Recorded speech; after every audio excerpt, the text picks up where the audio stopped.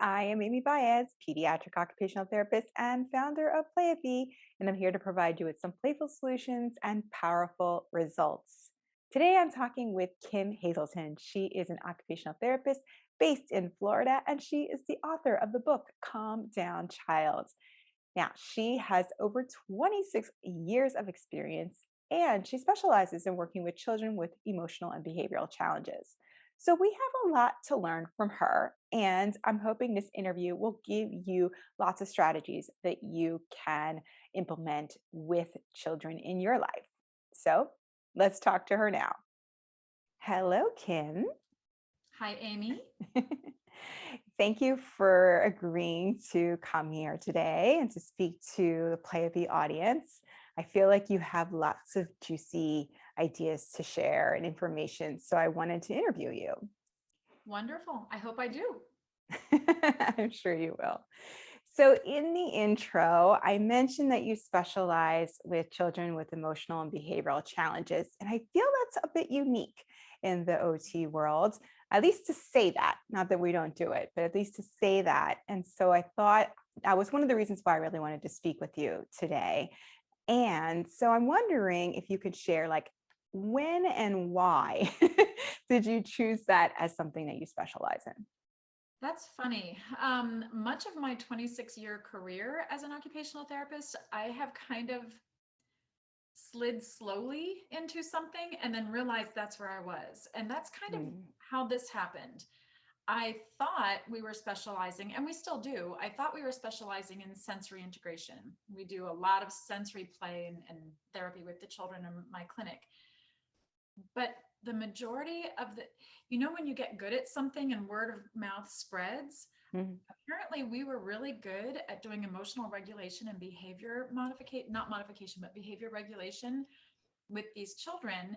And word spread from parent to parent. And that was primarily the type of child we were getting in the clinic. And so as we would get the next child that had this challenge, we would research a little more, learn a little more, grow a little more so that we could care a little more for these families and help these children progress.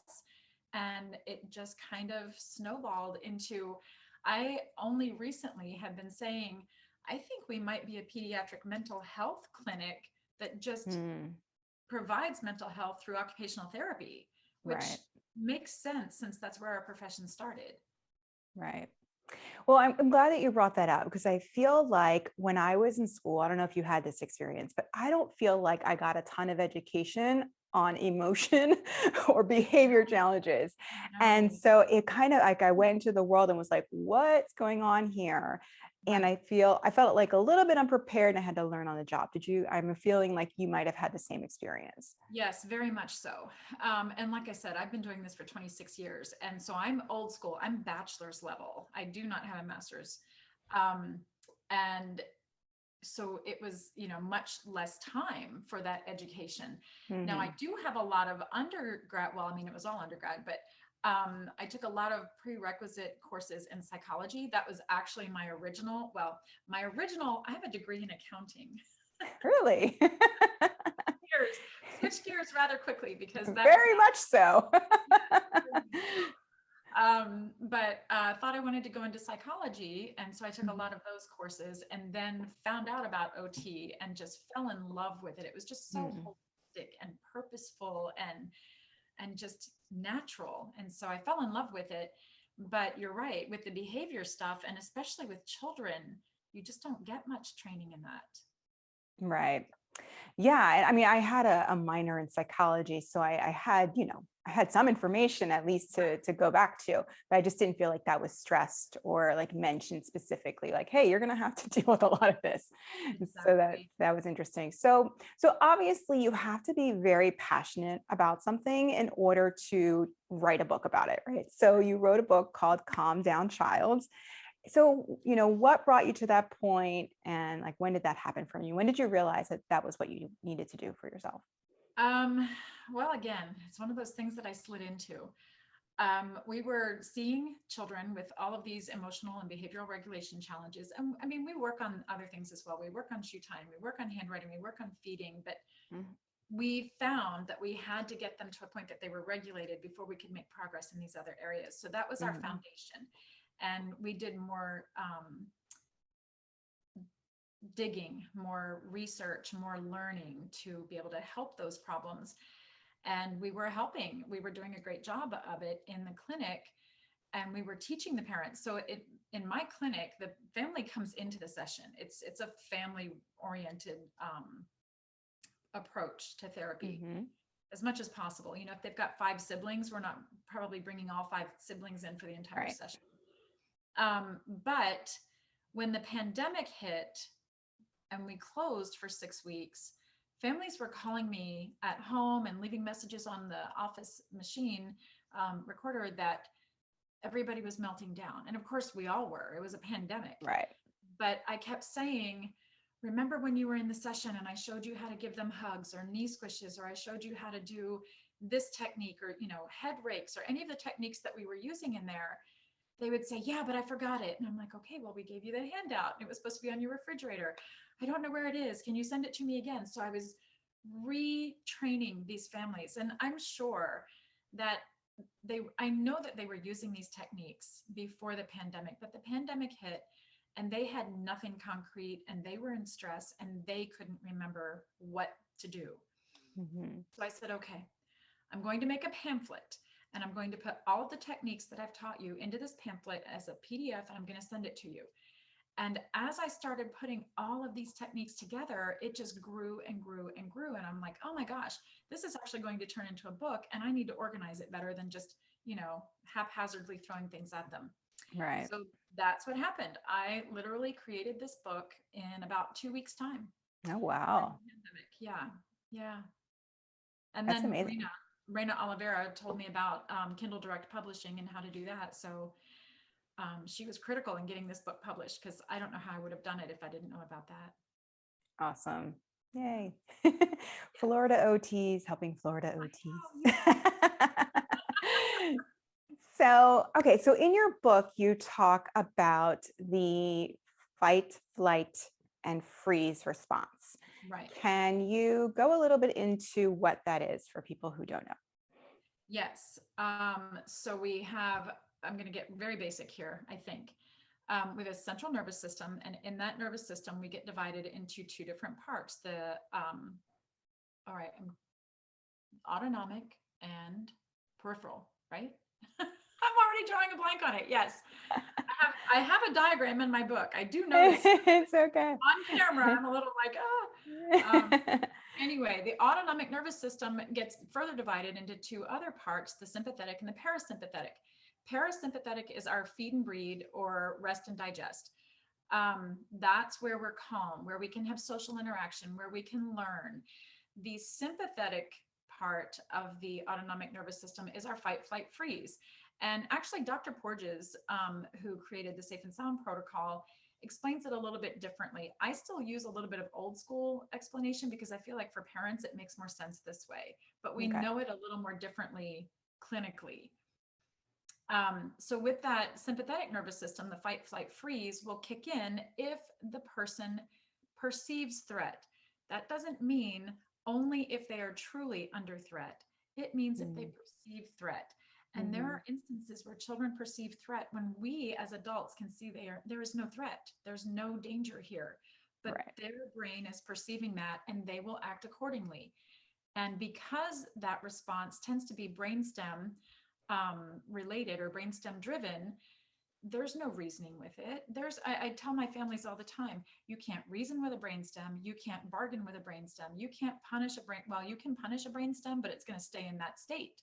Right. So that's what happens is these children get into that state driven by their brainstem, and you cannot talk them out of it because it's a survival mechanism. So they truly feel in their body that there is a threat.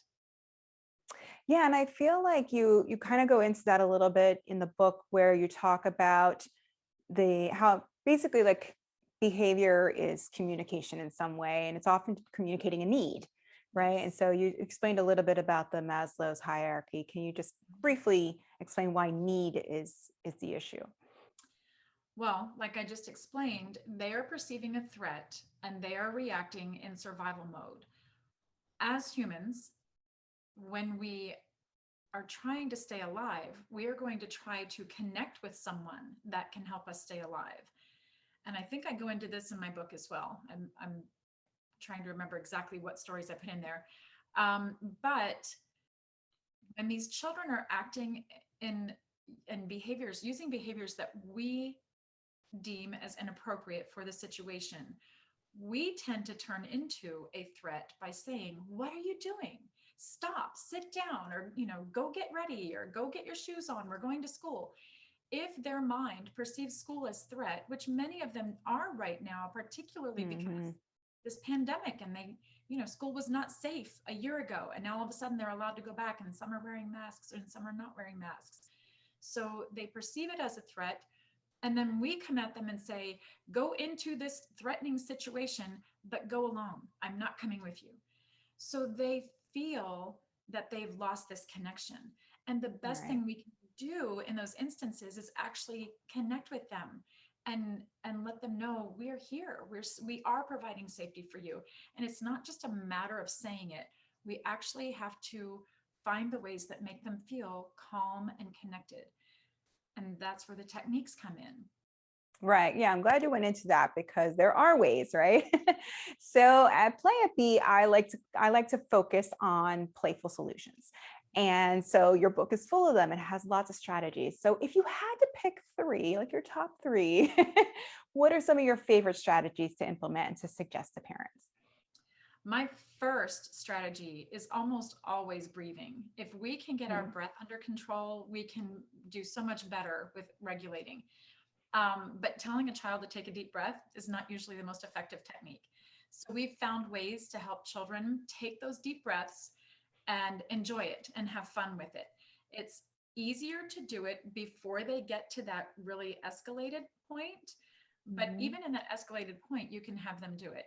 Um, some of the fun things that we do are just blowing bubbles, or we do bubble volcanoes. That's in the book, where you create this little bubble pond and put a straw in it, and the bubbles just overflow the container that it's in. Um, One of my friends told me about a technique that she uses called hot chocolate. So she just has the child pretend like they're holding a cup of hot chocolate, and they sniff it, and then they mhm. blow on it to cool it off. That's really simple. It's so simple and no equipment necessary. Right. So I love that one that she was using. We have somebody else that does 5 finger breathing. So they go in and out with each finger. Mm, And what some of the research tells us is that 8-second exhales are where you shift from that sympathetic state over toward the parasympathetic state.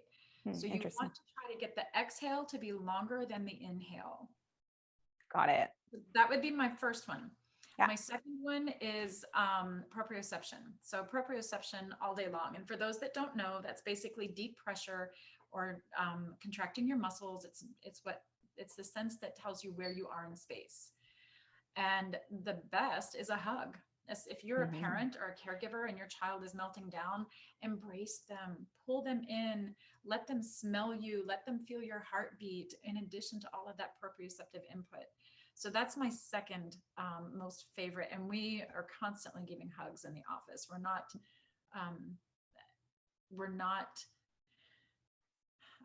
I don't want to sound like I'm criticizing other places, but we recognize that that is more of a need than um, being worried about how it might be perceived by others. Mhm. So we give lots of hugs, lots of touch. My third favorite, usually in the clinic, it has to do with swings, and linear vestibular input is so calming and integrating.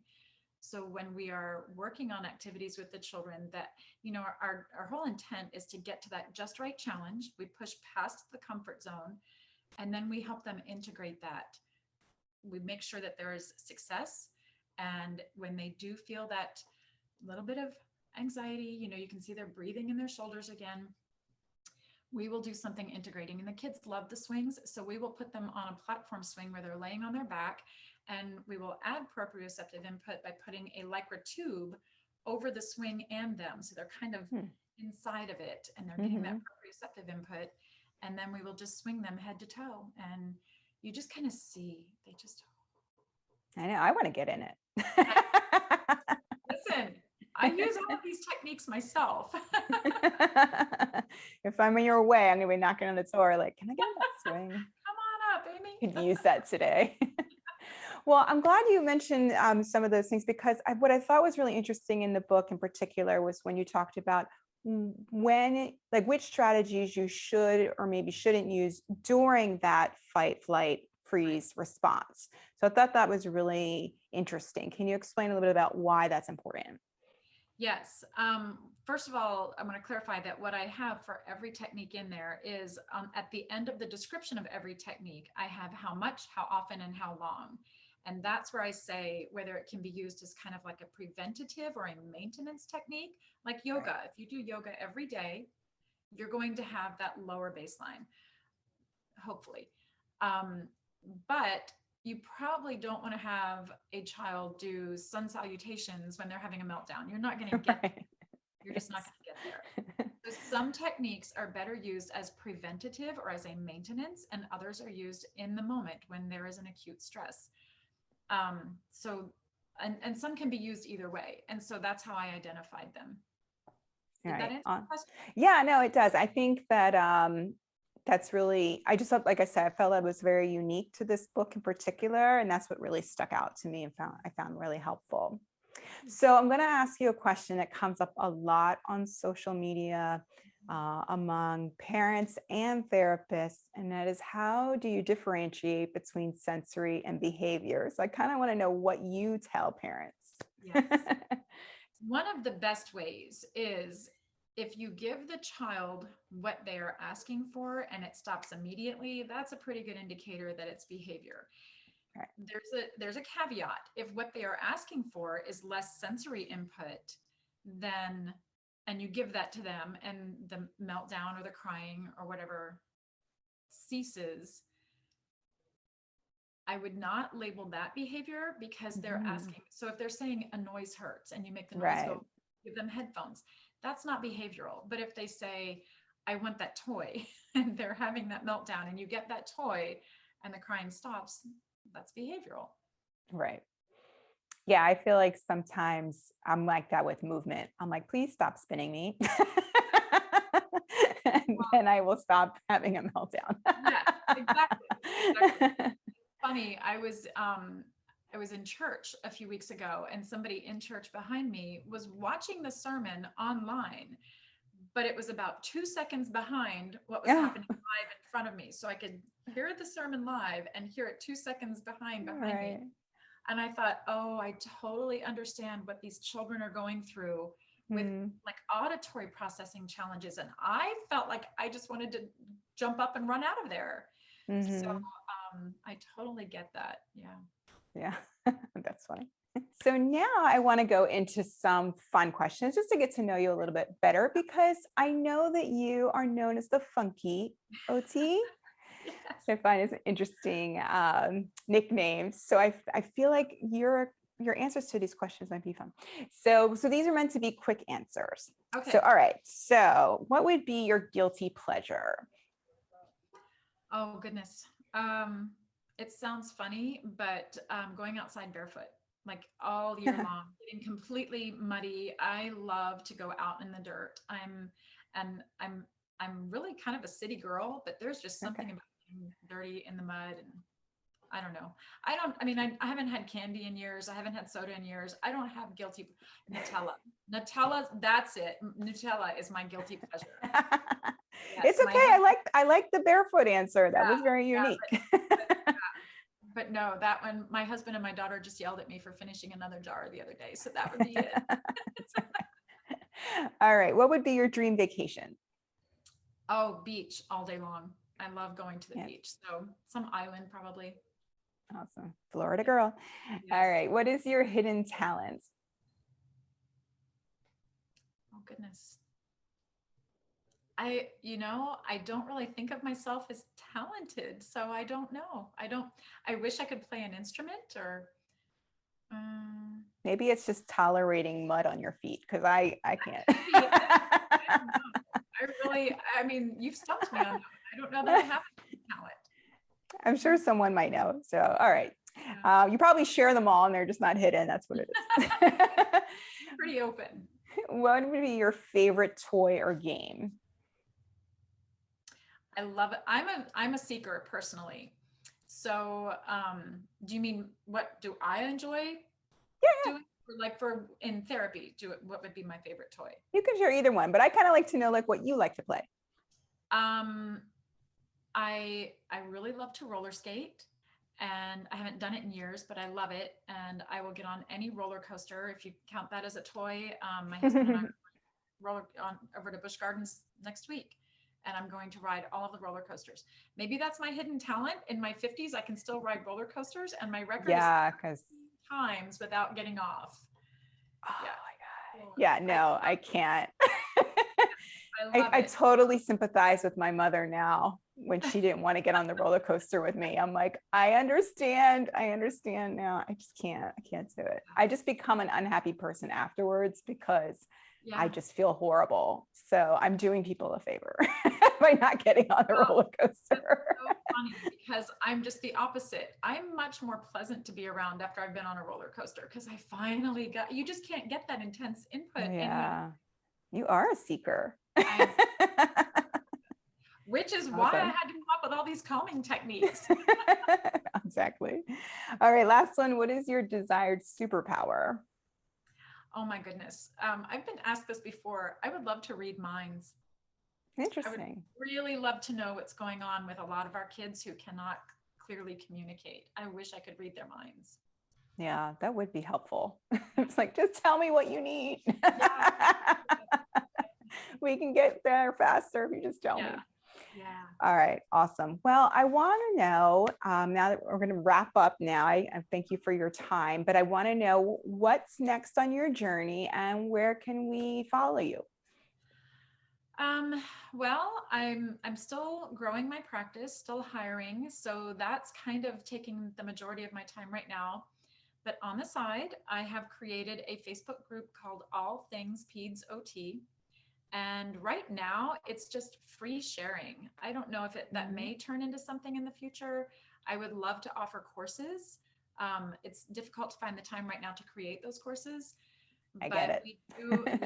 Yeah, yes. But we are doing monthly, except for the month of December. I just don't have the time to do it in December. But we are doing monthly Zoom sessions where each Zoom we focus on one topic and we just share. And we've had 2 of them so far. There are incredibly talented pediatric therapists in this group that are sharing things that after 26 years, I'm still learning from them. Oh, that's So awesome. I've been very impressed, and I've been very impressed with how generous they are with sharing. I love it. So Awesome. that's probably the next thing on my horizon, but I'm not really sure when or where that's going to go. Oh, that's great. And that's an open group? It's a private group, but that's Okay, only because I've had groups in the past for therapists that families have found, parents have got it. found. And so I'm keeping this private because there are things that I just don't think parents, sometimes we do feel like we have to ask some tough questions and make some tough statements. And I never want a parent to feel like we don't love their child and want the absolute best for them. Right. But there are times that we get frustrated too, and maybe the parent doesn't need to hear how we word something. Right. No, that totally makes sense. Yes, yeah. Awesome. Well, thank you so much for sharing all your information. I hope I have your book right here. I hope that people pick it up, and I'll be sure to include a link so they can do that. I think I Great. even have it recommended in my Amazon storefront. So, Fun. um, so yeah, I just really find it helpful when there's resources there, and it's like I shouldn't have. I don't want to have to repeat everything all the time. So it's Right. always great when I can be like, go get this, that helps me too. And I'm sure it helps other OTs out there and the parents who want to pick it up themselves because they want to learn more. So thank you again. Yes, And thank I you wish so you much luck. for having me. Thank you. Thanks so much, Amy. Bye. Bye. Did you love this interview with Kim? I know I enjoyed speaking with her and learning a lot of what she has to share. So If you want to learn more, make sure you pick up her book, Calm Down Child, and also find her on social media and her website. Be sure to head on over to playapy.com if you want to learn more about what Playapy has to offer and sign up for the monthly newsletter. Until the next video, I hope you have a playful day.